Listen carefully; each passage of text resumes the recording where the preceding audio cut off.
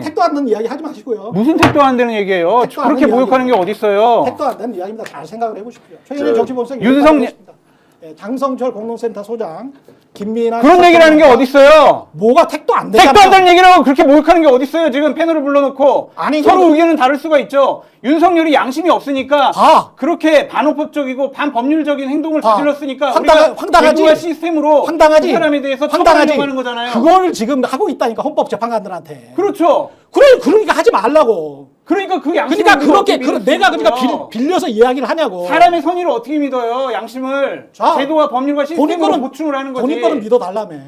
박혜선 재판관 남편 부분은 조금 아쉬운 부분들이 있어요. 그러니까 김희수 전 헌재 재판관이 국회 탄핵소추위원회 변호사로 활동을 하고 있잖아요. 그러면 저런 논란을 벗어나기 위해서 조금 뭐 그냥 공익센터 그냥 탈퇴를 하거나 뭐 오해받을 아니, 일을 왜 그걸 탈퇴? 오해받으니까 이렇게 공격받으니까 그냥 아니 하느라고. 공격하는 놈들이 잘못된 거지. 봐봐 잘못됐는데. 이렇게 이런 거하고 똑같아요. 딕 체니 그 미국 부통령이 얼마나 보수적인 사람입니까? 네. 딸이 트랜스젠더였잖아. 네. 어? 레즈비언인가 뭐 그랬을 거예요. 근데 따로따로 가는 거예요. 인생이라는 게 각자 성인이야. 따로따로 가는 거야. 그게 자유민주주의의 기본은 개인주의거든. 근데 우리나라 사람들은 무슨 영고주의나 무슨 연줄이나 무슨 유교주의 그것도 과거의 그 아주 퇴행적인 진짜 옛날 선비 정신도 아니야. 예? 과거의 그 퇴행적인 이상한 그 출신주의가 강하게 작동을 하면서 서구적인 개인주의에 근거한 자유민주주의 국가관을 가지고 있지를 않아. 그러면서 마치 그게 무슨 국가관인 것처럼 이야기를 해. 정상적인 국가관인 것처럼 이야기를 해. 그게 꼴통주의지 무슨 뭐 꼴통 영구주의지 그게 뭐예요 그게. 근데 그거는 그렇게 저는 생각이 좀 다른 게 뭐냐면 아니 그럼 가족들이 경영을 해. 왜냐면 아니 그럼 가족들이 다 그렇게 이재용처럼 경영을 하는 게 정상적이라고 이야기를 하란 말이야. 이사가 뭐 이렇게 있어. 근데 다 경기고 서울법대야. 에? 다 경기고 서울법대면 다 같은 소리만 내야 되겠네? 그거 아니지. 근데 우리가 검증이라는 걸 하잖아요. 검증. 네. 어떤 공직자 대상으로 있으면 그 가족들, 남편, 뭐 부인, 자식들, 친인척들 어느 정도 검증이 있잖아요. 그럼 왜 국민의힘 의원들은 자식들이 따로 생계를 하고 있다라고 자식이건 부모건 간에 분리하면 재산 고지 안 해. 민주당 의원들도 그런 부분이 있으니까. 아니 그러니까 왜 그러냐고. 헌법 재판관 부분만 한정해서 우리가 생각을 해보면. 그러니까 다 그러면 그러면 우리나라 한민족이 뭐 이렇게 침만 튀기면 거의 다 비슷해요. 법적으로 네? 내가 잘못됐다는 것이 아니라 네. 그런 공격을 받을 소지가 있으니 네. 그냥 그 중요한 문제가 아니니까 공격을 받지 않기 위해서 좀 상황을 처신을 좀 정리하는 게 좋지 않겠냐. 무슨 처신을 정리를 해. 본인이 공익센터에서 열심히 일하는 게 자기의 인생인데 그거를 열심히 계속 일하겠다는 거를 어떻게 그걸 오해를 정리를 받을 해. 수가 있으니. 아니 뭐하게 정리를 해. 그거를 정리를 하는 게 더 오해를 받을 수 있지. 아니 쭉 이렇게 가면서 거기에서 나는 내 일을 하고 거기 밑에 있는 사람들 밑에 있는 게 아니고 파트너로 같이 일하고 있는 사람들은 자기들 일을 하고 나는 거기에 관여를 안 하고 그렇게 하면서 하면 되는 거지. 그렇게 얘기를 하면 정영식 재판관과 박선영 이사장과의 관계에 대해서 문제 제기한 것도 잘못된 거예요. 그런 식으로 따지잖아요. 그러면은 국세청에 국장이 있어. 네. 국세청에 국장이 있는데 사돈의 8천의 기업이 뭘 조사를 받아 국세청 조사국에서 맨날 자기는 제척하겠네. 우리는 그래서 회피와 맨날 상피 제도가 있잖아요. 회피와 상피 제도를 이용한 그 몇 가지 케이스를 한번 가져와 봐요. 우리나라에서 그렇게 회피와 상피 제도를 이용하지 않아요. 그리고 박덕훈 같은 인간 봐보세요. 잘못됐다니까요. 아니 8년 동안 그 짓거리를 했잖아. 잘못됐어요 그거. 국토위에서 그렇게 하면 안 돼. 그거는 국토위에서 그런 식으로 했잖아. 도리에 안 맞는 거예요. 그거는 아니 잘못된 실제로 거예요. 그리고 본인 그 가족회사와 관련해서 실제로 페이버를 줬잖아. 그렇게 결과적으로 나타난 걸 가지고 이야기를 해야지. 아니 예방적인 조치가 있잖아요. 그러한 일들이. 아니 이 사회에서 어떻게 그거를 다 예방해가지고 말도 안 되는 그런 소리를 합니까? 대통령 탄핵이라는 중요한 문제이기 때문에 예. 조금이라도 절차적인 정당성, 결과적인 정당성을 훼손시킬 만한 오해를 받을 수 있으면 그거는 정리하면 된다. 그거는 이렇게 잘 차려놓은 밥상에 그냥 침 뱉고 싶은 이야기인 거예요. 잘 차려놨는데 제사상 잘 차려놓고 절하려고 하는데 야 저기 탈이 갔다 그러면서 그냥 제사상 그냥 엎어버리고 싶어 하는 거야. 거듭 말씀드리지만 네? 그러한 공격을 하는 게 네. 부적절하고 잘못되다고 생각을 하는데 그렇죠. 그러한 사소한 공격이라도 안 받을 수 있도록 정리를 하면 더 좋지 않았을까. 어디까지 정지를 해야 되냐고. 자, 제가 이제 좀 인생을. 끼어들면 공직자가 이제 기본적으로 그 사람이 살아왔던 과거 행적에 대해서 저는 비판할 수 있다고 생각하고요. 그리고 또 비판의 내용에 대해서도 국민들이 듣고 판단하지 않겠습니까? 아니 공격 섹터 뭐 잘못했어? 본인이 떳떳하게 사회를 그러니까 하는데. 제가 말씀드리고 네. 싶은 것은 이제 의견이 나와서 그 의견을 존중해서 들어보자라고 하는 것은 또 국민이 제3자가 판단하면 되는데 저는 우리가 지금 이제 놓치고 있는 것이 양비론이라고 이야기하거나 양시론을 이야기할 때 정도의 차이에 대해서는 왜 우리는 구분하지 않느냐. 실제로 우리가 인생사에서 51대 49 똑같은 자식을 키우더라도 조금 더 잘하고 덜 잘하고에 대해서 구분을 해서 지혜롭게 결론을 내지 않습니까? 근데 우리가 양비론, 양시론 이걸로 이제 좀 몰입을 하게 되면 같이 잘못된 거 있으면 둘 다 잘못된 놈이야.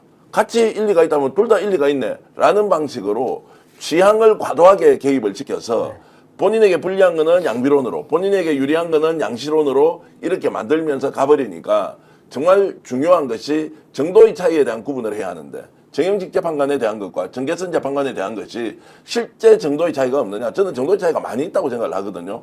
그런데도 같이 잘못됐다.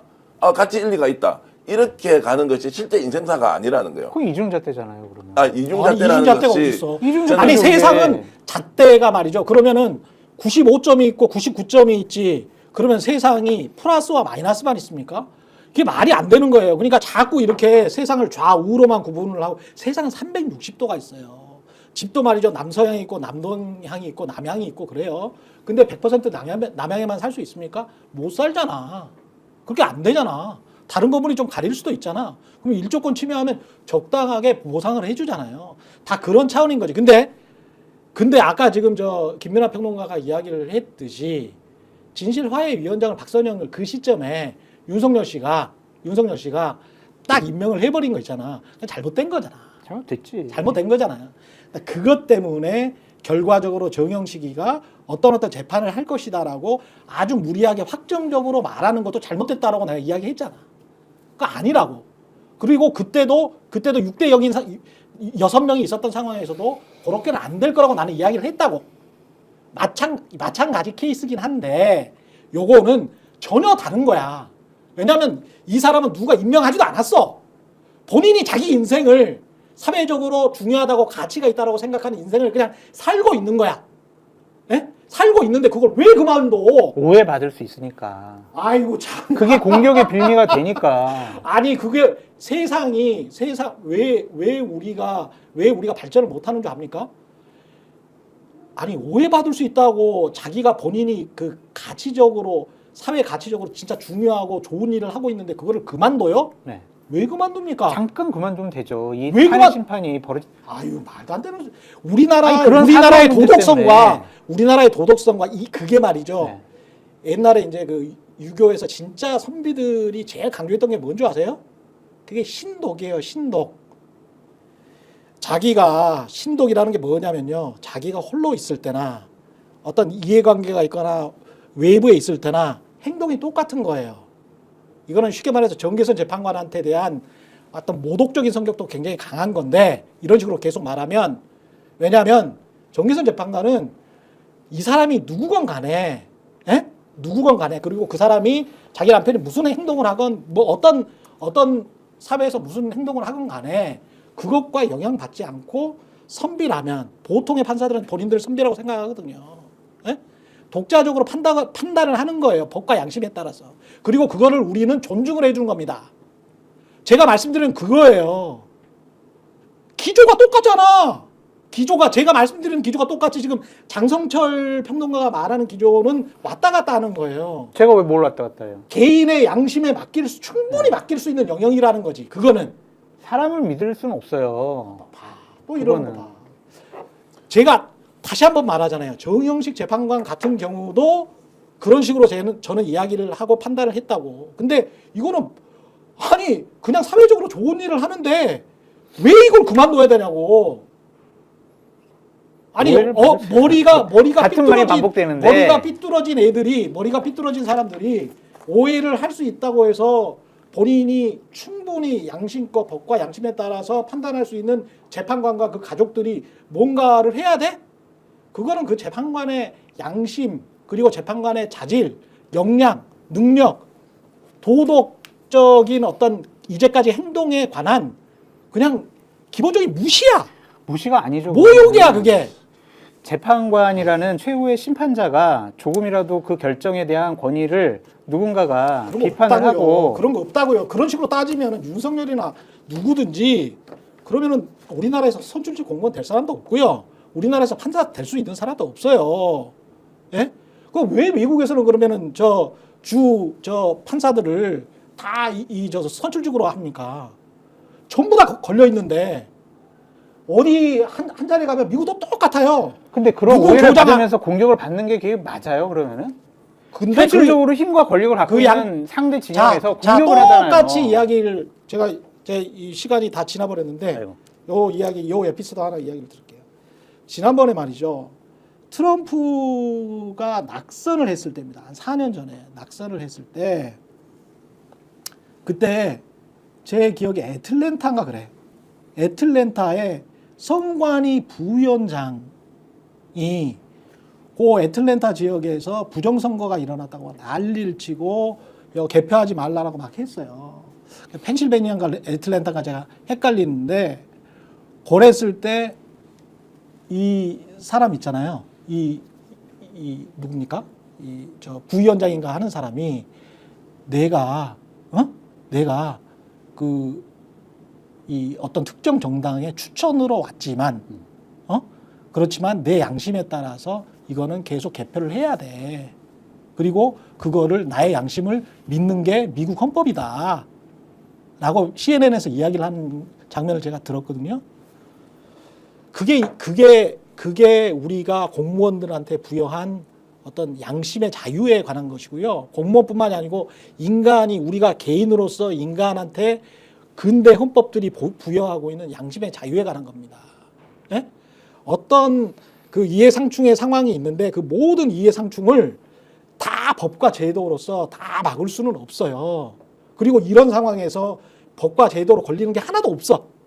그냥 어떤 말 좋아하는 사람들이 그냥 야 오해할 수도 있으니까 하지 마라고 하는 거는 그 사람의 양심을 모독하는 거라니까요. 기본적으로 민주주의는 개인들의 양심의 자유에 근거하고 있는 겁니다. 개인의 양심의 자유는 있지만 공직을 맡고 있는 사람의 선의만으로 세상을 그러면은 똑바로 판단할 수 있다고 보는 그러면 보수나 진보라는 양심의 사상의 자유라는 게 존재하지가 않아요. 그렇게 말씀하시면 모든 제도와 시스템이 필요가 없는 거예요. 그러니까 법률이 필요 없는 그런 거예요. 식으로 하니까 윤석열이 계엄을 했네. 자, 그렇다면 이런 식으로 하니까 계엄을 했다니까. 제가- 이게 조금만 더 가면 계엄한다니까. 윤석열의 양심이 자, 엉망이고 잘못됐기 때문에 택도 안 되는 이야기 하지 마시고요. 무슨 택도 안 되는 얘기예요. 택도 안 그렇게 되는 모욕하는 게 이야기예요. 어딨어요. 택도 안 되는 이야기입니다. 잘 생각을 해보십시오. 최근에 저- 정치본색 장성철 공동센터 소장 김민아 그런 얘기를 하는 게 어딨어요. 뭐가 택도 안 되잖아. 택도 안 되는 얘기라고 그렇게 모욕하는 게 어딨어요. 지금 패널을 불러놓고 아니, 서로 이거- 의견은 다를 수가 있죠. 윤석열이 양심이 없으니까 그렇게 반헌법적이고 반법률적인 행동을 저질렀으니까 우리가 황당하지. 제도와 시스템으로 황당하지. 그 사람에 대해서 황당하지. 처벌하려고 하는 거잖아요. 그걸 지금 하고 있다니까 헌법재판관들한테. 그렇죠. 그러니까 하지 말라고. 그러니까 그 양심을 그러니까 우리가 그렇게 어떻게 믿을 수 내가 있는 그러니까 거예요? 빌려서 이야기를 하냐고. 사람의 선의를 어떻게 믿어요? 양심을 자, 제도와 법률과 본인 시스템으로 거는 보충을 하는 거지. 본인 거는 믿어달라며. 입틀막 맞아. 입틀막 그 얘기 많이 했어요. 고민정 의원이 오, 맞아. 이제 얘기 많이 일극 체제 얘기하면서 입틀막 윤석열하고 뭐가 다르냐 이런 얘기를 했는데 그게 제일 내 눈에 띄는 악플이었어. 근데 저는 그게 요 부문은 이제 정치인 부문입니다. 내가 어떻게 입틀막을 해요? 못하죠. 공권력도 없고. 그러니까. 아니 무슨 언제 입틀막을 했단 말이야? 그러니까 자기가 이재명과 민주당 지도부나 민주당 뭐 어떤 세력을 비판하는 거는 건전한 표현의 비판. 자유고. 표현의 자유고. 표현으로. 예. 내부적인 다양성이고. 그렇죠. 그 내부에서든 밖에서 누군가 자기들이 한 주장에 대해서 그거 이런 문제 있지 않아요? 라고 말을 하면 그래 입틀막이래. 그 말이 안 돼. 야 이거 진짜 야, 그거 맞는 키다. 야 너님들 그렇게 살지 마세요. 맞는 키야. 이 세상이 그렇게 호락호락한 데가 아니에요. 내가 누군가를 비판하면 네. 나도 비판을 받을 수 있다는 걸 전제로 해야 돼요. 네. 근데 내가 하는 비판은 내부의 다양성을 실현하는 민주적 행동이고 누군가 나를 비판하면 입틀막이다?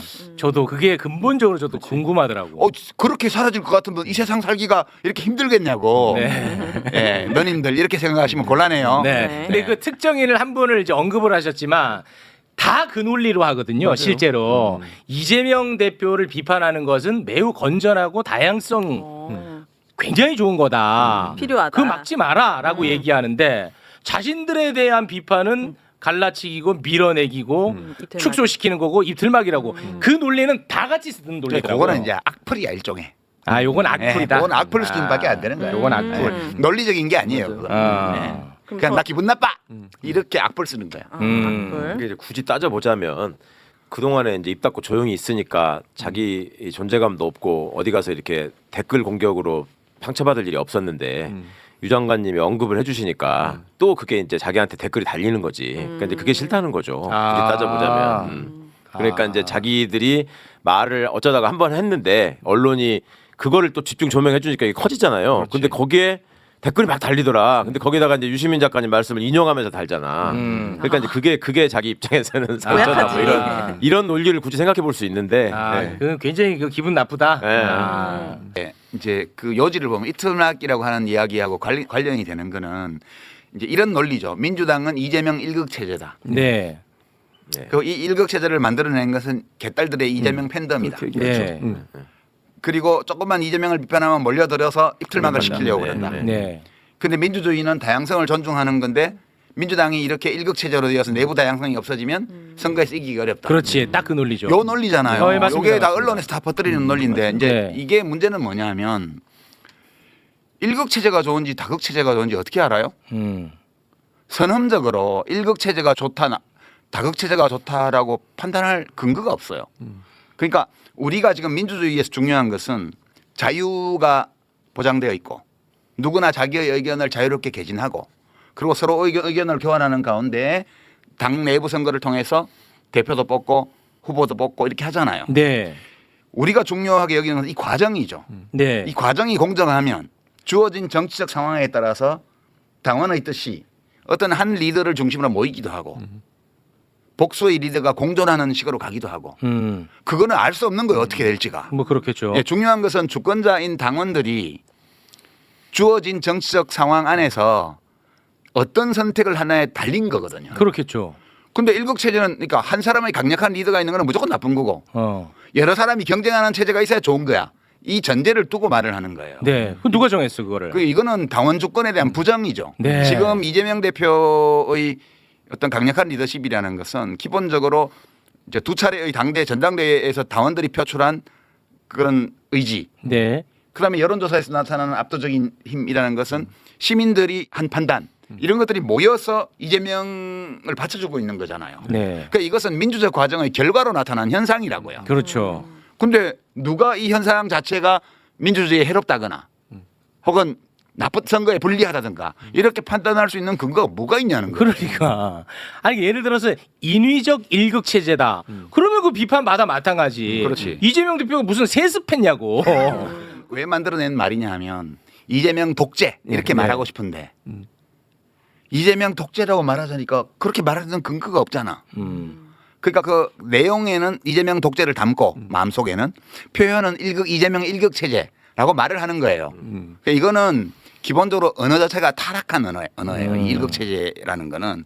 그러니까 마치 이재명 사법 리스크 이것이 더러운 말인 것처럼 이 일극 체제도 불순한 동기에서 만들어낸 더러운 말이라고요. 근데 이게 민주당의 정치인이 이 언어를 가져다가 팬덤이 없는 자기 자신의 어떤 분함 이런 것들을 표현하는 손으로 써버리는 순간 당원들은 논리적으로는 이것을 논박을 하지 못하는데 마음속으로는 그러면 내가 투표해가지고 독재를 만들었단 말이야. 이렇게 기분이 나빠지는 거예요. 그래서 악플이 달리는 거거든. 그 기사에.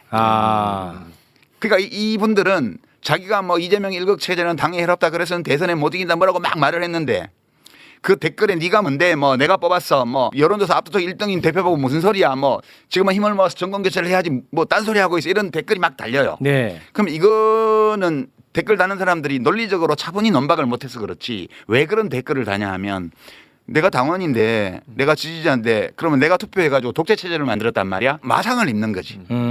그래서 격하게 반응이 더 반응이 격하게 세지는구나. 나오는 거예요. 그럼 이 사람들이 이거를 야 이재명 독재야 역시 이렇게 생각하는 거예요. 그러니까 계속 그런 얘기를 하면 그런 정치인은 민주당의 어떤 경선에 나가서도 통과 못해요. 앞으로 당원들이 투표하는 어떤 선거의 경선에 나가도 당원들한테 이렇게 마상을 입히기 때문에 네.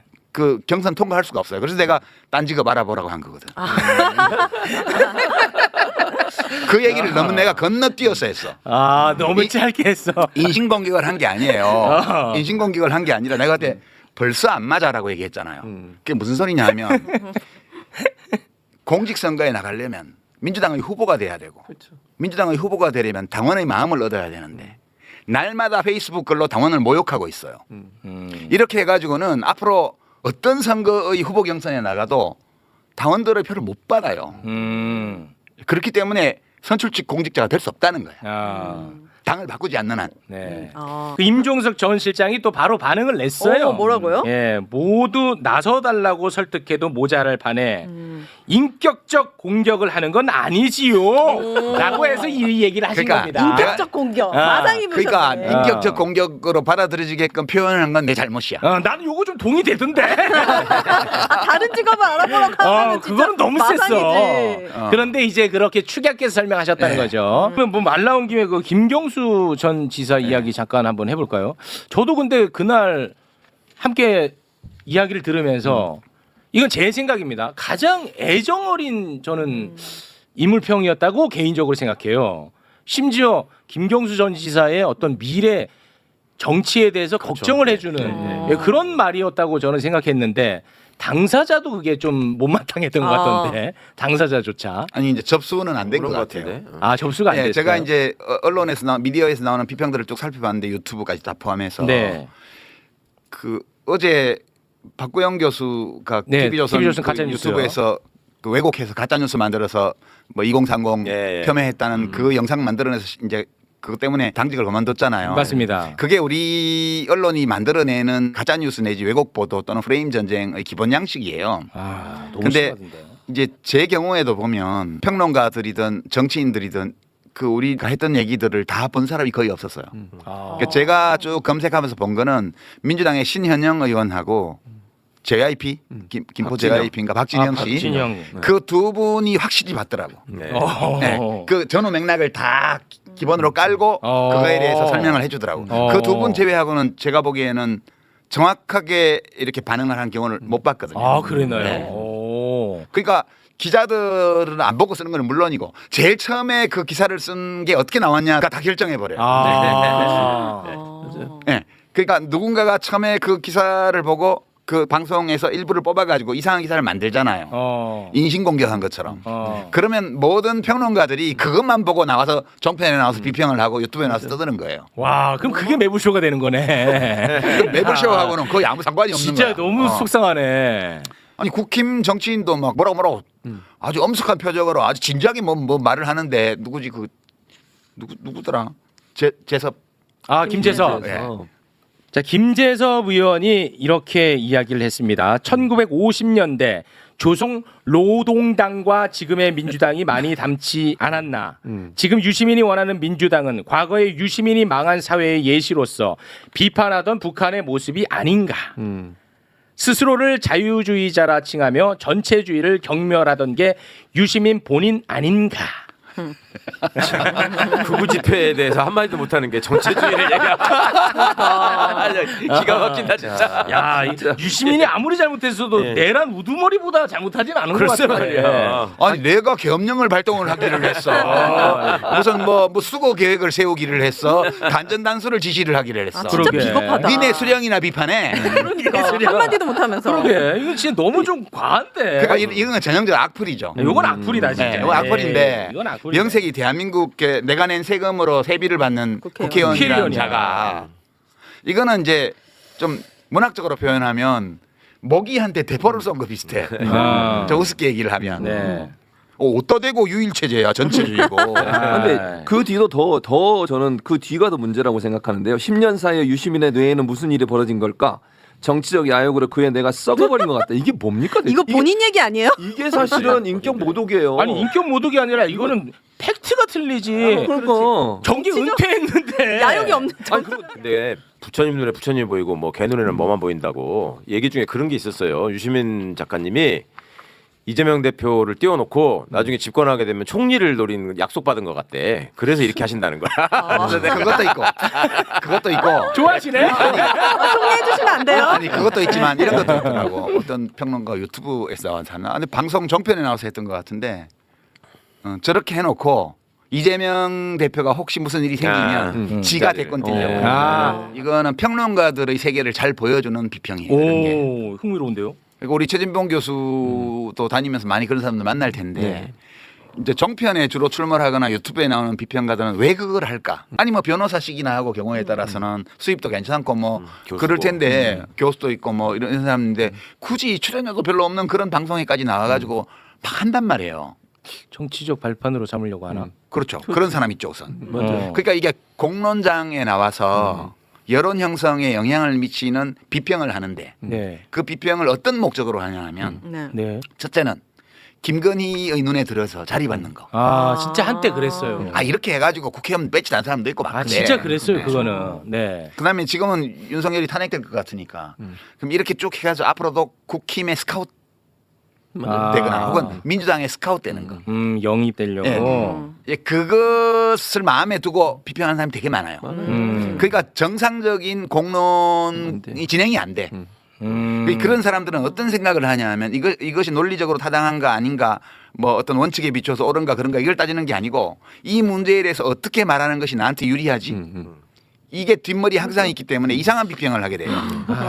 그러니까 이제 그런 사람들을 보면 내가 좀 부러운 거야. 야 나도 저 자유롭게 정도 얘기할 수 되면 마음만 먹으면 금방 국회의원 될 수 있는데 그러니까 이게 개 눈에는 똥만 보이는 거야.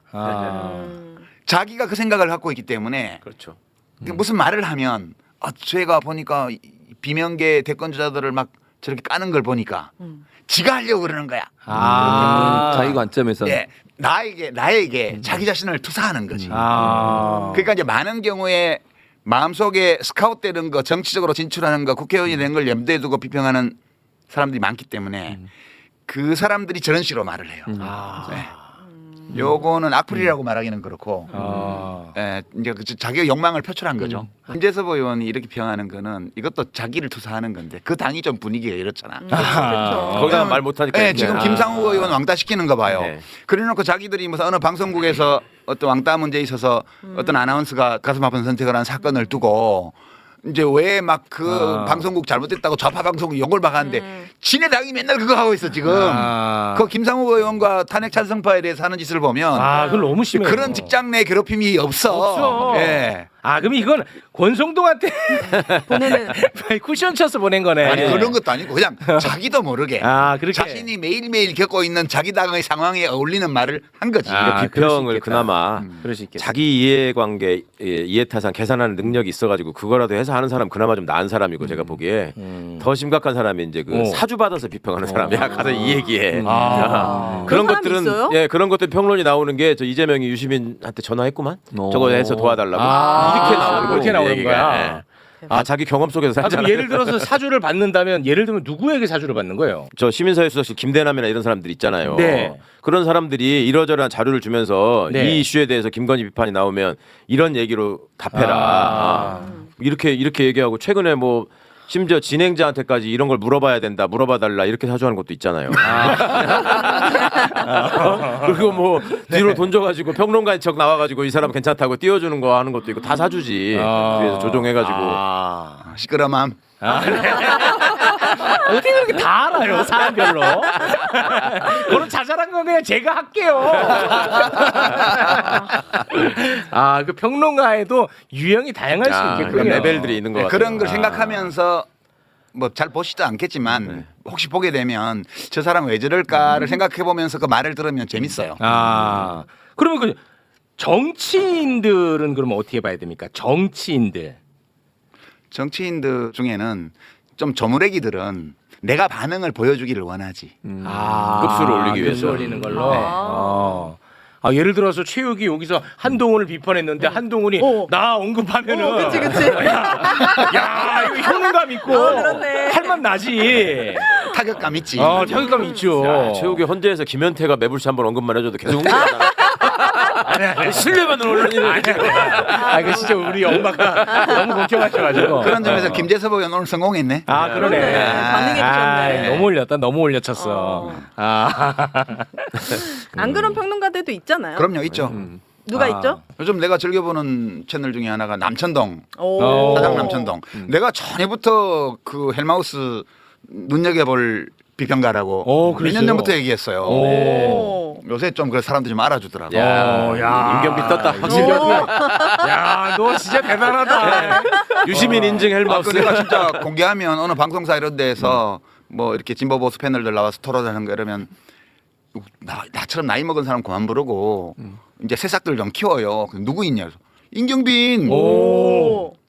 근데 왜 안 부르죠? 그러니까 말이야. 덕시가 인재 양성을 안 해 도대체. 맨 천원책이나 부르고. 이거 참 홍준표나 부르고 말이죠. 바뀌어야 됩니다. 세대 교체해야 돼. 그래야지 젊은 세대들도 시사 정치 좀 재밌게 보고 그렇죠. 관심을 갖는 거지. 맞아, 자꾸 맞아. 머리 하얀 사람들만 나와가지고. 네. 죄송합니다. 진짜 그게 악플이야. 그렇지. 인정합니다. 아닙니다. 세대 갈라치기야. 아니 그래도 너무하네. 그러니까. 죄송합니다. 이제 시작이니까. 젊어도 머리카락이 하얄 수 있어. 맞아요. 네, 죄송합니다. 죄송합니다. 아니 인정합니다. 그러면은 그 당사자들 반응들도 다 보셨어요? 그럼요, 다 봤죠. 근데 그 중에 저는 좀 흥미로웠던 게 그 김부겸 총리 반응이었거든요. 우리 작가님이 책 많이 읽으시나 이렇게 말씀하셨는데 김부겸 총리가 네. 책 많이 읽겠습니다. 책을 딱 이렇게 보여주면서 책 많이 읽겠다. 우와. 반응을 정확하게 했어요. 유시민 선생 하여튼 충고 고마워요. 그리고 역시 책 많이 읽으라는 충고 제 받아들여서 이제 이런 책들 요즘 많이 나오네요. 이런 거 좀 제대로 읽어보도록 그렇게 하겠습니다. 근데 책 제목이 좀 뭔가 봤더니 해석이 필요해요. 어떻게 민주주의는 무너지는가? 그러니까 요거는 내가 봤을 때 시민아 네가 얘기한 대로 하면 민주주의 무너진다. 나 이 책 볼게. 이랬던 것 같아요. 그건 이제 아마 참모가 조언을 했을 것 그렇죠. 같은데 아. 그 참모 잘라야 돼요. 잘라야 됩니다. 왜냐하면 그 두 명의 공저자가 쓴 책인데 네. 그게 원래 오리지널이고 그게 원래 트럼프가 등장할 때 그때 쓴 책이에요. 그다음에 속편이 있어. 어떻게 극단적 소수가 다수를 지배하면 그게 이 어떻게 민주주의는 무너지는가를 사실 수정한 거예요. 그러니까 이제 그 두 책을 비교를 하면 어떻게 민주주의는 무너지는가는 핵심 내용이 뭐냐면 독재자 알아보는 법. 그리고 이제 그와 연관해서 대화와 타협으로 정치를 하면 민주주의는 제일 좋은 성과를 낸다. 그런 내용이에요. 네. 근데 이제 그 책이 나오고 나서 많은 비판이 있었어요. 미국 정치에서 공화당과 민주당이 제일 원만하게 타협했을 때가 언제냐 하면 남북 전쟁 끝나고 나서 네. 남부를 연방 군대가 가서 다 점령을 했습니다. 그래서 완전히 그때는 이제 공화당이죠, 그게. 링컨의 공화당이죠. 이제 노예 해방하고 그리고 남부 노예 차별하는 제도를 다 없애고 남부를 연방 군대가 가서 점령하고 그다음에 흑인들에게 투표권을 줬습니다. 흑인들이 투표를 장려하고 그래갖고 막 흑인 하원 의원, 상원 의원이 막 나오고 한 몇십 년 동안 그랬어요. 근데 이제 결국 공화당과 민주당이 타협을 해서 어떻게 했냐면 연방 군대를 철수시키는 네. 주법으로 이제 선거 이런 거 제도를 다 만들 수 있게 허락을 해줬습니다. 네. 그러는 조건으로 연방의회에서는 타협이 다 이루어졌어요. 그러고 나서 100년 동안 이른바 짐크로우법이라 그래서 남부를 중심으로 해서 흑인들을 다시 완전히 참정권을 사실상 박탈하는 제도를 100년 동안 운영했습니다. 그러니까 남북전쟁 이후에 연방의 통합을 위해서 공화당과 민주당이 타협과 협상으로 이루어진 결과가 뭐냐? 미국을 다시 인종차별의 암흑 속으로 몰아넣은 결과를 낸 거예요. 그런 비판들이 있었어요. 타협과 협상만이 능사가 아니다. 필요할 때는 제도 개혁을 해야 되고 이럴 때는 확실하게 국민의 선택이 이루어지고 그 선택에 따라서 제도 개혁이 이루어진다. 지는 게 필요하다. 이런 비판들이 많이 주어졌는데 이 후편 어떻게 극단적 소수가 다수를 지배하는가 이 책은 미국 선거제도 정치제도가 얼마나 잘못됐는지를 이야기한 책이에요. 그게 극단적 소수가 의회의 한 축을 딱 점령하고 협상과 타협 없이는 아무것도 변화시킬 수 없는 관행과 문화, 제도를 만들어놨다. 그래서 총기 규제 문제부터 시작해서 의료원 문제, 아무것도 못 풀어. 아무것도 되질 않는다. 아무것도 미국은. 못 풀어. 그래서 이 저자들이 사실상 김부겸 총리 선배가 들고 나왔던 그 책의 취지를 부정하는 책을 그 뒤에 냈어요. 이게 트럼프 2기를 앞두고 낸 책입니다. 그러니까 이게 어떤 책도 보편적 진리를 담고 있다고 보기가 어려워요. 그러니까 하필이면 잘못 들었네. 제가. 트럼프 2기에 들어와서 아. 이미 저자들도 그걸로는 충분치 않다고 얘기한 그거를 갖다가 이제 그 셔츠에 아. 유튜브에 내보내신 거는 상황을 완전히 잘못 보고 있는 거예요. 지금 아하. 한국 상황을. 지금 그 책 읽고 그 책 가지고 할 상황이 아니에요. 지금. 그러니까 그 책 가지고 찍자고 한 참모는 잘라야 돼. 국민의힘이 소수의 인원을 가지고 자꾸 대화 타입을 얘기하면서 개혁을 가로막고 있잖아요. 그렇지. 그러니까- 여야 합의 안 했다고 헌법재판관도 임명 안 해주는 이 시국에 야, 패부 찌르시네. 거부권 행사해 가면서 민주당이 통과시킨 법안들 다 무력화시키잖아요. 그렇죠. 개혁을 못하게 막는 거예요. 아, 패부 찔러 버리네. 이런 내가 비평가 이런 드물어 요새. 아, 처음이에요? 뭘 들어요? 이렇게 패부 찌른 경우가 처음이라고요. 지금은 그런 상황이 아니에요. 네. 극단적 소수가 지금 모든 걸 가로막고 있는 상황이거든요. 그렇지. 한덕수, 최상목이. 상목. 그러니까 이제 그 영상을 제대로 건의를 하는 참모가 있었다면 그 책이 아니고 그 다음 책. 어떻게 극단적 소수가 다수를 지배하는가. 그 책을 했어야지. 그러면 지금 이 내란의 시대에 딱 맞는 그렇죠. 책일 수 있었겠군요. 그러니까 지금 국힘이라는 108석밖에 안 되는 이 의석을 가진 이 정당이 국회를 운영을 사실상 다 가로막아 아니, 갖고 무력화시켰죠. 뭐 그다음에 그 대통령이 거부권을 막 수도 없이 하고 네. 지금 최상목 씨는 대통령 권한대행이 아니에요. 윤석열 권한대행이지. 네. 윤석열이 앉아 있는 거하고 똑같아. 아, 정확하시다 진짜. 다 거부권 발동하고 여야 합의해요라 그러고 맞아. 지금 여야 합의 안 해온다고 헌법재판관도 임명 안 하고 버티는 이 마당에 아, 맞아. 그 책 가지고 해서는 형님 이건 아니. 그 책으로는 안 돼요. 아니, 아, 또 그러니까 긁혔다. 처방은 정확하게 해주셨는데 이거를 책을 읽어서 해결하시려고 한 게 아니라 브로맨스로 넘기려고 하다 보니 아하, 좀 아쉽네. 그 책 아니에요. 그 다음 책이에요. 책을 아니 요즘도 말씀하시는 거 보면은 좀 책을 한정적으로 읽으시는 것 같아요. 그래서 걱정해요. 나는 진짜 좋은 분인데 가까우신 분인데 너무 거기 숟가락 얹지 마세요 그냥. 아니 그냥 좀 가만히 좀 계세요. 다 아시는 분들 아니겠습니까? 아 그럼요. 네. 나한테 걱정된다고. 네. 김경수 전 지사 이야기를 잠깐 좀 해보고 싶은데 그 착한 2등이 되라 뭐 이런 조언을 또 해주시지 않았습니까? 그런데 김경수 전 지사 같은 경우에는 요즘 이제 통합을 굉장히 강조를 많이 합니다. 통합이라는 단어는 참 예쁜 단어죠. 네. 근데 지금 이게 과연 그 통합이라는 단어가 적절한 단어인지에 대해서도 좀 한번 좀 지적을 해주셨으면 좋을 것 같고 이 통합이라는 단어를 좀 강조하다 보니까 네. 실수하는 일이 있었어요. 문재인 정부 때는 어느 정도까지 통합을 했느냐 하면서 유승민 의원 같은 야당 인사들까지도 이 사람들 입각을 제한을 할 정도로 우리는 외연 확장하고 통합을 많이 하려고 했었다라고 이야기를 했는데 그게 좀 사실이 아니어가지고 논의만 했지 실제 제안은 안 했다. 제안을 안 했거든요. 그랬더니 안철수 씨가 또 나도 제안 안 받았는데 왜 나한테는 사과 안 하냐 또 이런 거. 예, 그래서 이게 뭐 또 사과까지 이어지고 뭐 그랬는데 어떻게 보십니까? 통합. 근데 그럼 구체적으로 얘기를 해야 돼요. 누구와의 통합? 예. 도대체 누구를 마음에 두고 있는지, 어떤 세력을 염두에 두고 있는지. 근데 뭐 대화는 다 누구랑 하든 대화는 할 수 있는데 네. 윤석열이 제거되었으므로 이재명도 제거되어야 민주주의가 된다 이렇게 말하는 사람하고 통합하라 그러면 그거는 안 되죠. 통합이 아니죠. 어떡하라는 얘기야 그거를. 그러니까 구체적으로 얘기를 하든가 아니면 아예 얘기를 하지 말든가. 그 이야기가 이제 인터뷰를 많이 하는데 김경수 지사가 구체적으로 뭘 하자는 게 없어요.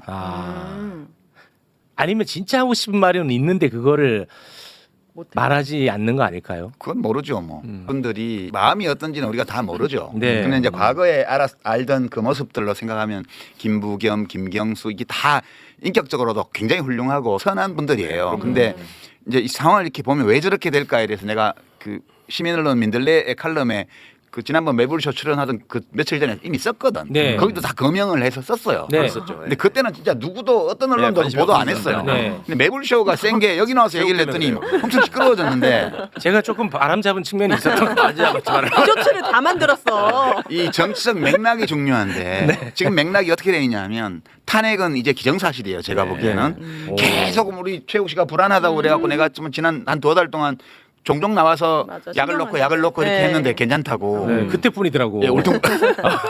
울퉁불퉁하지만 계속 앞으로 가질 거다. 지금 울퉁불퉁하지만 여기까지 왔어요. 아, 그래요? 그리고 이제 내일 모레 되면 이제 마지막 정인신문이 이제 헌재에서 있을 거고, 그다음에 증거조사, 증거 채택과 관련해서 한 번쯤 더 있을지 말지 잘 모르겠고, 그러고 나서 최후 변론, 마지막 변론 하고 나면 그다음에 열흘이고 뭐 보름이고 있다가 선고라는 말이에요. 그러면 이게 3월 초, 3월 아무리 늦어 3월 중순. 지금 봐서는 3월 초순이 될 가능성이 높죠 지금 네. 상황이. 그리고 탄핵돼요. 왜 탄핵되냐 하면 이 탄핵 심판 과정에서 윤석열이 하는 행위와 윤석열이 했던 행위와 그 자신의 행위에 대해서 윤석열이 지금 취하고 있는 태도와 그다음에 바깥에서 윤석열 지지자들이 벌이고 있는 일들을 그렇지. 헌법재판관들이 매일매일 보고 있어요. 맞습니다. 이거는 자기들은 헌법재판 국힘까지 포함해가지고 국회의원들 하는 것까지 자기들은 헌법재판관들을 압박해서 뭐 이렇게 심리 기간을 늘리고 늘리는 것도 늘려서 기각된다고 해서 늘리려는 게 아니야. 네. 어쨌든 민심을 좀 수습하고 자기들이 조기 대선을 준비할 시간을 벌기 위해서 그리고 이제 다른 사건이 못 터져나가게 하기 위해서 여기서 막고 있는 거거든. 네. 근데 헌법재판관들 입장에서 빙의를 해서 생각을 해보면 끔찍한 거 저서 다시 풀어놓으면 아니 대통령 윤석열 대통령부터 시작해서 그 휘하의 부하들 참모들 군인들 지지자들 난동까지 다 봤는데 네. 헌법재판관 집 앞에 와서 아침 저녁으로 떠들어대고 이 동네 집값 떨어져라 이러고 그게 그들 생각에는 헌법재판관들을 압박해서 뭐 한다고 생각하겠지만 헌법재판관들 입장에서 악몽이야 이게. 악몽이야. 예. 진짜. 다시 윤석열을 대통령실로 돌려보낸다는 건 상상할 수도 없는 거예요. 아유. 8명이 됐든 9명이 됐든 이거는 만장일치로 탄핵 인용이 된다고 저는 봐요. 네. 그러면 대선은 되게 저 그전에는 4월 30일 수요일도 가능하다고 봤는데 그게 좀 어려우면 5월 7일 그 연휴 때문에 그러면 5월 14일 이렇게 갈 수도 있죠. 네. 어쨌든 5월 초에는 대선이 이루어질 거란 말이에요. 그러면 지금 언론들이 어떻게 하고 있냐 하면 탄핵은 기정사실이고 자기들도 내놓고 지지하지 못한다. 계엄령까지는. 그러니까 이게 내란까지 자기들이 지지할 수는 없다. 아, 내란. 그래서 이제 보도도 하고 뭐 단독 보도도 하고 비판도 하는데 네. 다만 다만 자기들이 민주당 편을 들지는 않겠다는 거예요. 그렇겠죠. 그래서 국힘하고 민주당에게 동등한 발언권을 주고 네. 지금 민주당 쪽으로 기울어져 있는 상황을 좀이라도 국힘에 유리하게 바꿔줘야 되겠다. 네. 그런 것 때문에 내란을 옹호하는 듯한 행위까지 하는 거예요. 지금. 이게 진짜 이 탄핵을 기각시키기 위해서 이걸 하는 게 아니고 네. 민주당 쪽으로 확실한 우위가 가는 것을 막기 위해서 국힘을 편들다 보니까 국힘당 의원들이 하는 내란 옹호 행위를 중계방송을 하게 되고 국힘당 지지자들이 떠드는 뭐 어떤 뭐 전한길 씨나 이런 사람들이 하는 말 아무 내용도 없는 말인데 그거를 그냥 받아쓰기해서 옮기고 이런 행태들을 하는 거예요. 맥락이 이렇게 돼 있는데 이 맥락 안에서는 선택의 여지가 없는 거예요.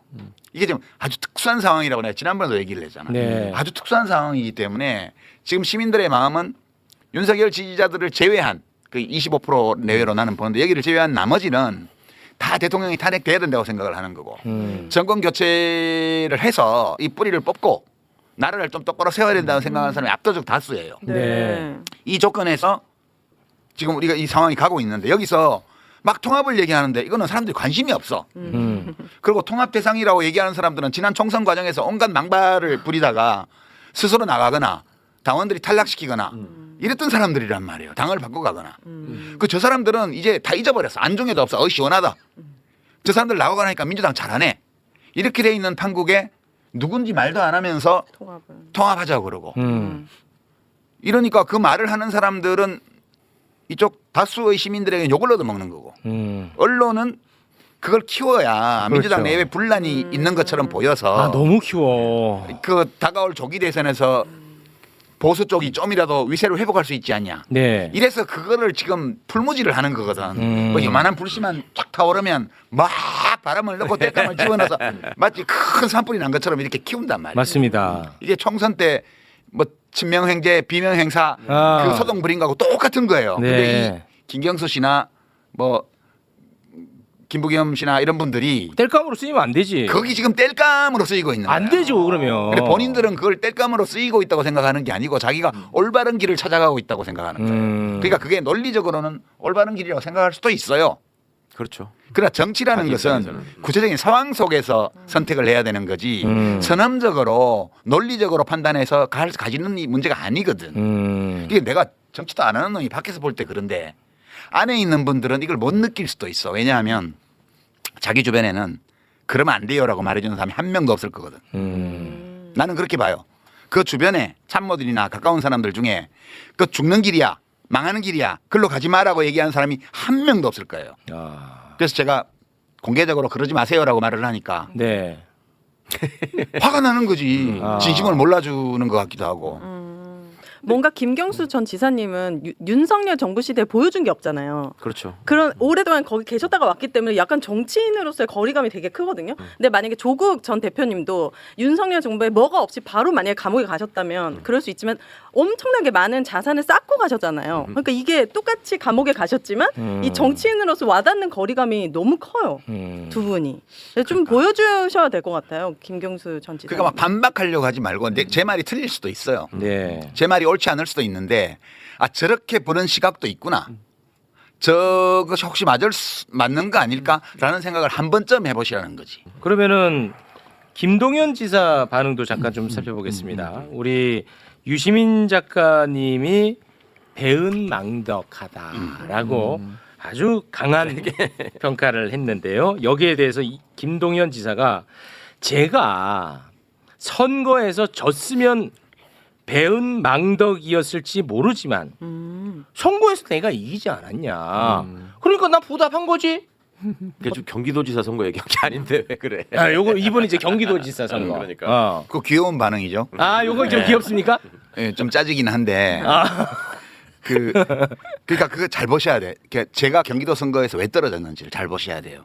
유시민이 경기도지사에 왜 떨어졌는지. 언제 나간 거야? 왜냐하면 지금 그 길을 가고 있거든. 야, 이거는 귀에 들어오겠다. 이제 제가 왜 졌냐 하면 네. 그때 이제 한 4.4% 정도 졌는데 김문수하고 해가지고. 예, 그 졌는데 얘기 왜 합니까? 김문수한테 졌다고요? 그 얘기 왜 합니까? 다시 시작하세요. 그래야 사람들이 김문수 충격을 씨한테 받지. 꼭 그런 사람들한테 져. 부끄러운 줄 아세요. 김문수 씨한테 왜 졌냐 하면 제가 그때 이제 고양시에 살고 있었는데 네. 고양시에서 국회의원도 하고 고양시에서 지지난 대선 때 경선 후보로 나왔던 최성이라고 있죠. 예. 아, 시장에 최성. 네. 아주 이상한 행동을 한 네. 사람이에요. 지금 더 이상해졌고. 최성 고양시장 했던 분 아니에요? 고양시장에서. 네. 그 최성 후보가 고양시장 선거에서 9만 표 거의 10만 표 가까이 이겼어요. 제가 몇 표 이겼게요? 고양시에서 2만 표 이겼어요. 네. 무슨 소리냐 하면 안 찍어줘. 오. 시골 지역에서 왕창 깨지고 도시 지역에서 왕창 이겨야 되는데 이제 부천, 뭐 고양, 뭐 이런 데에서 많이 못 이기는 거야. 네. 이기긴 이기는데. 작가님이. 예. 왜 그때가 그래요? 제가 이제 국민참여당 후보로서 단일화 경선에서 진표 형님한테 1% 차이로 이겨가지고 후보가 됐잖아요. 네. 근데 제가 민주당이 아닌 다른 당을 오래 하면서 민주당하고 많이 다퉜잖아. 네. 그 과정에서 민주당의 어떤 열성 지지자들 마음 상하게 하는 말과 행동을 많이 했거든. 그러니까 이제 많은 민주당원이나 지지자들 중에는 그래도 찍어줘야지 단일 후보인데 네. 라고 해서 찍어준 분들이 있는가 하면 네. 시장은 최성을 고양시에서 찍어주고 도지사 종이는 백지를 던져버리거나 와. 이런 사람들이 많았던 거예요. 진짜 미웠나 보다. 그렇지. 그러니까 이제 그게 그때 내가 그냥 와. 그러면 이 지방선거 끝나면 민주당하고 통합하겠습니다. 이랬으면 됐을 거야. 이게 그 교훈은 뭐냐 하면 유권자들 특히 지지 기반이 되는 유권자층에게 마상을 입히는 말과 행동을 할 경우에 반드시 효과가 따른다. 그것이 꼭 잘못된 일이라고 말을 하는 게 아니에요. 나는 나 나름대로 정당 개혁이나 이런 것들을 위해서 민주당의 부족한 점을 공격하고 내가 왜 민주당을 안 하는지에 대해서 계속 얘기를 했고 나는 틀린 얘기를 했다고 생각하지 않아요. 그때만 해도 민주당이 당권 선거에 막 돈봉투가 돌아다니고 이런 당이었다고요. 네. 그리고 당원 조건도 없고 대의원 선거로 해서 네. 선거구에 50명씩 대의원 국회의원이 선정하고 다음 위원장 나뉘고 그때는 지구당 위원장이 임명해가지고 그러니까 당 총재가 지구당 위원장을 임명하고 지구당 위원장이 대의원을 임명하고 다시 그 지구당 위원장이 대의원을 끌고 와서 당 총재를 뽑고 이런 식의 폐쇄적인 봉건적 정당이었단 말이에요. 네. 이제 그 점을 계속 이제 비판했고 열린우리당 때 그거를 지금 민주당처럼 만드는 제도를 했다가 네. 다시 돌아가 버렸어요. 대통합 민주신당으로 한다고 해가지고 다시 대의원 제도로 가버렸어. 나는 그 당은 안 하겠다고 해서 딴 당을 한 거고 이제 그 과정에서 많은 갈등이 있었죠. 네. 근데 그게 마음의 상처를 입힌 경우가 많았던 거예요. 그래서 저는 이제 그 낙선한 것이 내 책임이라고 봐요. 꼭 이기고 싶었으면 민주당하고 당 통합선언이라도 하고 선거를 했으면 이길 가능성이 있었는데 그것도 안 하고 그냥 우리 경쟁에서 이겼으니까 내가 단일 후보야 나 찍어줘 이러고 다녔으니 찍어주고 싶겠냐고. 그래서 낙선한 거거든요. 그래서 김동연 씨는 그렇게 안 해서 당선이 됐어요. 자기가 뭐 전략 전술에 능해서 된 게 아니고 대선에 0.7% 지고 난 유권자들 경기도 유권자들이 너무 분하고 지사마저 다 저쪽 당에 넘어가면 안 된다고 생각을 해서 김동연 잘 알지도 못하지만 뭐 경제관료 오래 했고 뭐 행정도 좀 한다고 그러니까 막 밀어줘서 겨우 이긴 거예요. 네. 근데 지금 김동연 씨가 하는 거는 다음에 경기도지사 뭐 대통령 경선 나가서 떨어질 거는 그냥 불문 가지고 떨어지고 나서 경기도지사 경선에 다시 나오면 져요. 아, 경선에서. 예, 왜냐하면 이 사람이 도지사가 되고 나서 내가 배은망덕하다고 한 이유를 말해줄게요. 무슨 도정자문위원회부터 시작해서 산하기관에 인사할 때 전부 반명. 옛날 도지사 선거할 때 이재명을 정말 치열하게 물어뜯었던 모함하고 물어뜯었던 그런 정치인들을 끌어모아서 자기 캠프를 구성을 했습니다. 왜요? 모르죠 그거요. 아, 그럼 아니, 모르고. 그쪽 세력을 모아가지고 자기가 대표가 되겠다는 생각을 한 거지. 아, 그럼 그 다음을 염두에 둔 그렇죠. 포석이라고 보시는 거예요? 당연히 다음을 염두에 그러니까 두고. 그 얼마나 정치를 보는 눈이 없으면 와. 그 자기가 함께 손잡고 지방선거를 치렀던 그 정치인에 대한 신의가 얼마나 없는가. 노무현 정신 뭐 계승한다 그런 얘기들 막 하는데 노무현 대통령은 정책 이전에 항상 하시던 말씀이 사람이 대우를 받으려면 의리가 있어야 된다고 신의가 있어야 된다고 늘 말씀하시던 분이세요. 그런 차원에서 다뤄도 또 이용해. 이거를 예. 또 막 이용하고 이용하지. 악용해 버리니까. 그러니까 괜찮아요. 이재명 대표가 다 만나주잖아요 지금. 후보는 후보가 될 사람은 을 중에 을 수프 을이기 때문에 다 만나서 공손히 듣고 이렇게 하는 거예요. 아. 그거는 이재명 대표의 선택이고 네. 나처럼 밖에서 뭐 가끔씩 비평하는 놈이 뭐라고 떠드는 거는 이것대로 그냥 가는 거지. 아. 왜 내가 무슨 민주당 당원이기를 해. 내가 정치하는 사람이기를 해. 국회의원이기를 해요. 네. 나보고 뭐 했냐고 묻지 마. 나는 그냥 내 인생을 사는 거예요. 그냥. 아니 그러니까 이재명 대표의 역할과 유시민 작가의 역할이 다른 거예요. 물론 목표는 같아요. 저는 두 사람의 목표도 안 같이- 같아. 뭔 목표가 같아. 그러니까 예를 들면 정권 교체라고 한 큰 가치에서 목표. 그러니까 네. 박구영 교수가 어제 얘기했잖아. 잠시 우리가 되는 거라고요. 그렇지. 투쟁하면서 잠시 우리가 되는 거라고. 그렇죠. 뭐에 대해서 내란 세력에 대해서 투쟁하면서 잠시 네. 우리가 되는 아. 거예요. 네. 그 다음에 어떻게 될지 몰라. 그렇지. 그다음 어떻게 될지 왜냐면 모르지. 우리는 각자 자기의 인생을 사는 아, 거니까. 맞습니다. 아, 너무 저랑 생각이 비슷하신데요. 저는 지금 당장 빨리 이 내란 세력이 근데 너무 분명히 수면 위로 다 올라와서 그렇죠. 어디가 썩었는지는 보이는 거 요거 하나는 좀 순기능이었던 것 그러니까 같아요. 더더욱 막 이 욕심이 생기는 저것들을 정말 압도적으로 이겨가지고. 그렇지. 다시는 저런 소리 저런 짓 못하게 해야 그렇지. 되는데 그러고 싶은데 네. 그거의 방법에 대해서는 아직 생각이 정리가 안 되고 아. 각자 생각들이 좀 있으신 것 같아. 네. 지금 그 이런저런 그 여론조사 결과에 대해서 또 걱정하시는 분들도 많은데 거기에 대해서 우리 유시민 작가는 이건 뭐 진짜 여론이 아니다 이런 말씀을 계속 하셨단 말이에요. 네. 중요한 말씀이에요. 예, 그럼에도 불구하고 그게 좀 불안한 분들도 많이 있거든요. 아, 예. 그 이게 가설인데 아직 이제 우리가 증거의 뒷받침을 받아야 이론이라고 말할 수 있고 아직은 그냥 그럴 것 같아라는 가설이에요. 가설인데 지금 이제 갤럽에서 지난 한 10년간 조사한 데이터를 보면 자기들이 매번 조사할 때마다 물어보는 건 아니고 한 달에 한 번 정도 주관적인 정치 성향을 물어봐요. 응답자들한테. 네. 그러니까 이거는 객관적인 지표는 아니에요. 네. 사람들이 자기가 진보라고 생각하는지 보수라고 생각하는지 물어보는 거예요. 주관적인 정치 성향이에요. 네. 이걸 보면 되게 50대 50인데 어떨 때는 보수가 조금 많이 잡히고 어떨 때는 진보가 많이 잡히고 평상시에는 맥시멈 한 5% 내외까지 어느 한쪽이 더 잡히는 경우가 있습니다. 그럼 이제 박근혜 탄핵이나 이런 때처럼 아주 비상시에 그 비상한 시기에는 다소 좀 10% 이상의 차이로 어느 쪽이 많이 잡히는 경우도 있습니다. 네. 근데 평상시에는 늘 5% 이내에서 차이가 나는 그거 거예요. 되게 신기하네. 그 데이터를 보면 그렇습니다. 갤럽 데이터를 보면. 신기해. 근데 최근의 조사 데이터를 보면 그저께 나온 JTBC의 조사 이런 것도 그런데 안심번호 전화조사예요. 면접 조사예요. 전화 면접. 네. 거기서도 미니멈 80개 정도가 보수가 더 잡혀요. 그러니까 1000샘플 중에 80개니까 8% 정도 보수가 더 나오는 거예요. 아, 지금 현재. 네. 네. 그 지난번에 MBC 한 달 전, 한 보름 전, 3주 전의 조사를 보면 한 90개 이상, 100개 이렇게 보수가 많이 잡혔고요. ARS 조사에서는 많이 잡히는 데는 200개까지 1000샘플 중에 보수가 더 잡히는 조사도 많았어요. 리얼미터가 그래서 그런 거고. 그리고 이제 서울의 소리 같은 데서 재밌는 실험들을 하잖아요. 뭐 20대 예. 2030한테 뉴진스 노래 아는지 이제는 물어보고. 근데 더 노골적인 조사는 최근에 한 걸 보면 안심번호 조사를 하면서 지역 전화번호를 물어보잖아요. 예. 어. 자기가 사는 동네의 지역 유선 번호를 알고 있는지. 또는 어디 사는지 물어봐서 허위 답변하면 네. 택 체크를 해가지고 네. 안심번호니까 지역이 할당이 돼 있잖아요. 그렇죠. 대구 지역 사람들이 반이 거짓말했어요. 네. 자기가 사는 지역. 아, 저 진짜 쇼킹하더라고요. 그게. 그러니까 지금 표본 오염이 너무너무 심한 조사예요. 네. 그런 증거들이 여러 군데 드러납니다.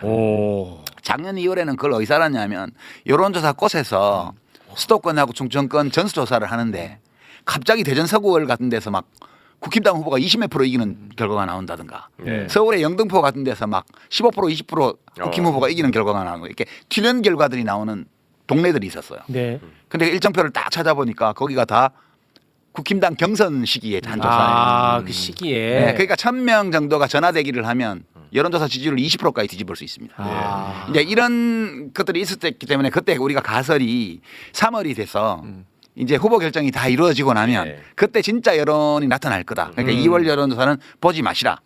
그렇게까지 얘기했는데 우리 방송을 안 봤나 봐 김건희 씨가. 뭐 그때도 엄청 윤한홍 불안했죠. 의원 뭐 이런 사람 이철규 의원 이런 사람들이 보수 정당 역사상 최대 승리를 한다고. 아, 김건희가 그렇게 얘기했다고 이거 나왔죠. 그러니까 아무나 꽂아도 되니까 네. 김상민 검사 창원 의창에 꽂아라 이런 얘기예요 전부 다. 그렇습니다. 미친 거지. 네. 그게 총선 직전이었죠. 지금 여론조사도 그래요. 지금도. 이제 이 사람들이 이 국힘당 쪽이 이 여론을 믿고 이걸 더 끌고 가고 싶은 거지. 그렇죠. 예. 그래서 계속 오랫동안 훈련된 전화부대들이 지금 전화를 받고 있는 거예요. 전화로 이게 응답을 해야 ARS든 이제 면접조사든 여론조사 지지율이 높게 나와야 이제 헌법재판소가 탄핵을 기각한다. 이것 때문에 이 메커니즘이 계속 가해지고 있는 거예요. 아. 언제 다시 나타나냐 하면 탄핵 인용이 되고 나면 60일 안에 대선이에요. 네. 탄핵 인용이 되고 나면 더 이상 전화를 받을 동인이 없어. 어. 그때가 돼야 진짜 여론 흐름이 나타나는데 나는 이 탄핵을 반대하고 계엄까지도 지지하는 세력은 25% 내외로 봐요. 아, 그렇게 보시고. 그러니까 너무 걱정하지 말고. 아. 그리고 이제 이렇게 여론조사 흐름이 나타나니까 소위 그 민주당의 뭐 차기 주자 뭐 이런 분들이 민주당이 국민의 마음을 못 듣고 있다, 민심이 떠나고 있다, 뭐 네. 압도를 못 하고 있다 이러면서 치고 나오는 거잖아요. 네. 이게 다 같은 메커니즘에 아. 같은 나무에 달려 있는 가지들이거든. 지난 총선에도 그랬습니다. 똑같은 거예요. 예. 근데 이제 아직 증거가 명확치 않아서 아. 이게 주관적 정치 성향 빈도나 이런 거로 우리가 짐작은 할 수 있는데 이걸 확고한 증거라고 할 수 없기 때문에 가설이라고 그러는 네, 거예요. 네, 네. 이 여론조사는 지표만 변하는 것이지 실제 민심에는 아무 변화가 없다. 네, 계엄 선포 이후 지금까지 실제 민심은 아무 변화가 없고 그 총선 전에 우리 여론조사 볼 때 그랬잖아요. 총선 치를 때까지 한 1년 반 동안 잘한다 못한다가 35대 60으로 고정돼서 왔습니다. 그랬었죠. 아, 윤석열이. 국정수행 지지율. 그리고 총선 전 마지막 조사에서도 모든 여론조사를 종합하면 35대 60에서 총선을 치렀어요. 그런데 이제 지역구 후보 득표율은 5.6%가 차이가 났잖아요. 그러면서 압승한 거거든 민주당이. 네. 근데 그 5.6% 차이라는 게 결국은 박근혜 탄핵을 겪으면서 그쪽 콘크리트 지지율이 5% 정도 감소해서 그 차이가 난 거예요. 4년 전보다 5% 차이가 난 거지. 이번에 어떻게 나타날 거냐. 대선 흥미로워요. 나는 5% 정도가 더 무너졌을 거라고 보는 거예요. 그때보다 더 무너졌다. 이제 차마 국힘 정치인들은 믿고 싶지 않겠지만 네. 저는 주로 2030 남자를 포함해서 네. 70대 남자, 여자, 70대 이상과 2030 남자층에서 많이 무너졌을 거다. 그렇게 봐요. 가설이에요. 네. 그러니까 2030 남성들을 걱정하는 사람들이 꽤 있잖아요. 네. 뭐 보수화돼 있다. 너무 어쩌고 보수화돼 하는 거. 있다. 근데 요즘 보면은 좀 제대로 된 분석이 나오는 것 같은데 이 사람 잘 살펴보면 스윙 보터지. 그렇지, 스윙 보수층이 보터죠. 아니다. 옛날에 20, 30대에서 하도 민주당 지지가 압도적으로 나왔으니까 상대적으로 그렇게 자꾸 생각하는데 그게 아니다. 그러니까 20, 30대 남성들이야말로 군인 출동한 거에 대해서 가장 직접적으로 받아들인 타격으로 받아들였기 때문에 심리적으로 네. 그분들이 윤석열을 찍을 사람들이 글쎄요. 저 캡틴 아메리카 옷 입은 애 빼고는 별로 걔 40대예요. 네. 걔 40대예요. 아니 그 저기 일베나 DC나 뭐 fem코 같은 이런 남초 사이트에서도 거기 다 2030만 있는 게 아니에요. 5060 아저씨들도 많아. 그 남초 사이트지 꼭 젊은이들만 있는 건 아니에요. 네. 그런 거고. 네. 그래서 너무 그런 여론조사를 보고 흔들리는 자체가 네. 야 지금 찬스가 왔어. 이재명을 공격해야 돼. 이런 판단 자체가 허무맹랑한 거예요. 그게 민심이 그렇게 움직이는 게 아니에요. 맞아요. 그러니까 야 선거 떨어진 놈 얘기 내 그 선거에서 이겼는데 저놈 말은 들을 필요 없어. 이렇게만 생각하지 말고 네. 김동연 지사 같은 분은 저 유시민이 왜 떨어졌냐 그때. 그 떨어져 본 사람이 얘기하잖아. 내가 떨어진 길로 당신이 가고 있다. 연구 방법 중에 사례 연구라는 게 있거든요. 그렇죠. 그 사례 실패 사례. 그렇죠. 케이스 스터디를 잘해야 돼요. 실패한 케이스도 굉장히 좋은 중요하죠. 연구 대상이에요. 연구 대상이 돼야 돼요. 네. 우리 표현으로 오답 노트.